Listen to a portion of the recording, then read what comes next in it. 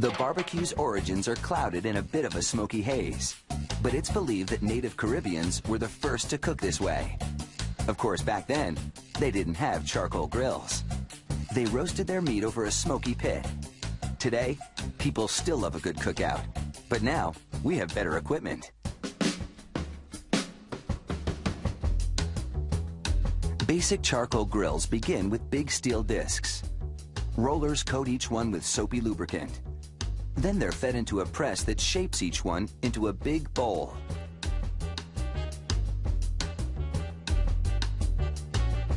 Molding steel can be tricky. If it's not lubricated enough, it could tear instead of bend.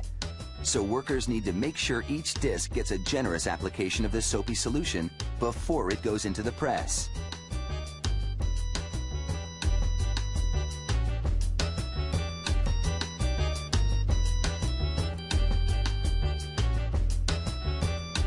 This is a back view of the press.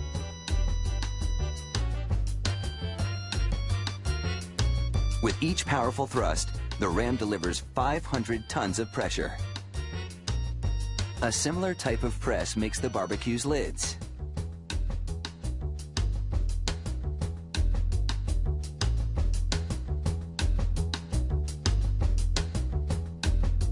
An operator inspects each part for splits and cracks.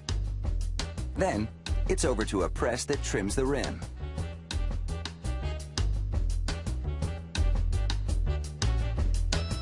The scrap is tossed into a bin for recycling. Next, the barbecue bowl spins around while an automated roller flanges the rim.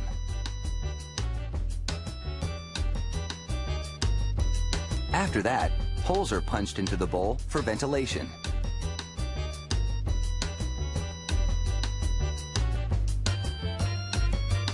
Now it's time to bring in the welding guns. The guns fuse metal couplings to the bowls to serve as attachments for the barbecue's legs.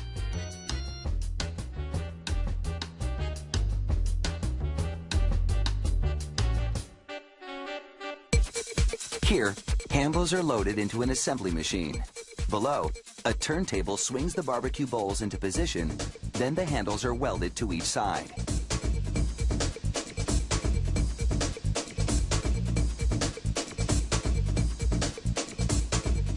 At another station, the barbecue lids get a handle of their own.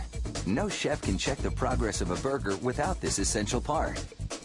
This one will allow the chef to lower the lid to control the cooking temperature and then lift it again when it's time to flip the burgers.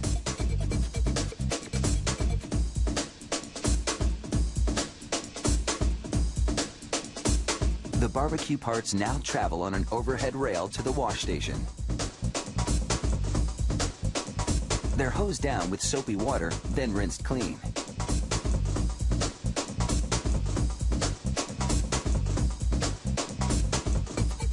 Once they're dry, it's off to the finishing department. Here, the parts are dusted with a glass powder. Then it's into a red-hot furnace set to 1500 degrees.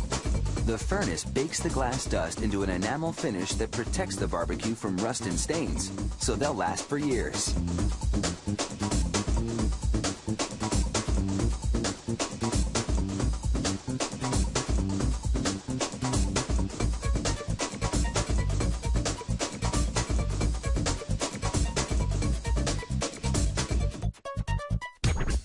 Next, they go under intense lights that expose any defects in what should be a mirror-like finish.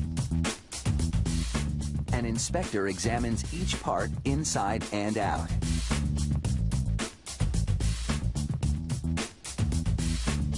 A punch machine now makes dampers from aluminum. It simultaneously cuts the shapes and embosses the company's logo onto them. This handy attachment enables the chef to control the flow of air to the grill.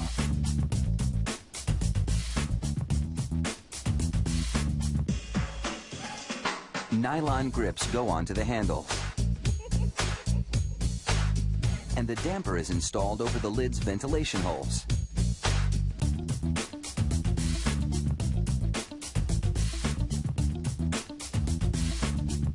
It's up to the consumer to complete the final assembly, and in just a few minutes, the burgers could be grilling.